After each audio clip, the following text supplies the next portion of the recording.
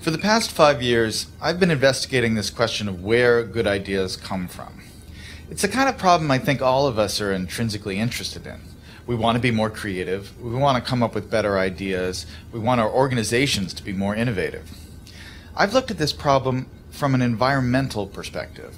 What are the spaces that have historically led to unusual rates of creativity and innovation?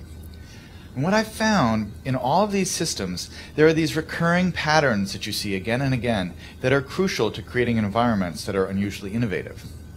One pattern I call the slow hunch, that breakthrough ideas almost never come in a moment of great insight, in a sudden stroke of inspiration. Most important ideas take a long time to evolve, and they spend a long time dormant in the background. It isn't until the idea has had 2 or 3 years, sometimes 10 or 20 years to mature, that it suddenly becomes accessible to you and useful to you in a certain way.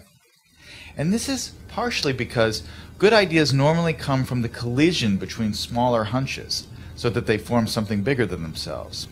So you see a lot in the history of innovation, cases of someone who has half of an idea. There's a great story about the invention of the World Wide Web in Tim Berners-Lee. This is a project that Berners-Lee worked on for 10 years. But when he started, he didn't have a full vision for this new medium he was going to invent. He started working on one project as a side project to help him organize his own data. He scrapped that after a couple years, and he started working on another thing. And only after about 10 years did the full vision of the World Wide Web come into being. That is, more often than not, how ideas happen. They need time to incubate, and they spend a lot of time in this partial hunch form. The other thing that's important when you think about ideas this way is that when ideas take form in this hunch state, they need to collide with other hunches. Oftentimes, the thing that turns a hunch into a real breakthrough is another hunch that's lurking in somebody else's mind. And you have to figure out a way to create systems that allow those hunches to come together and turn into something bigger than the sum of their parts. That's why, for instance, the coffee house in the age of the Enlightenment, or the Parisian salons of modernism, were such engines of creativity, because they created a space where ideas could mingle and swap and create new forms. When you look at the problem of innovation from this perspective, it sheds a lot of important light on the debate we've been having recently about what the internet is doing to our brains.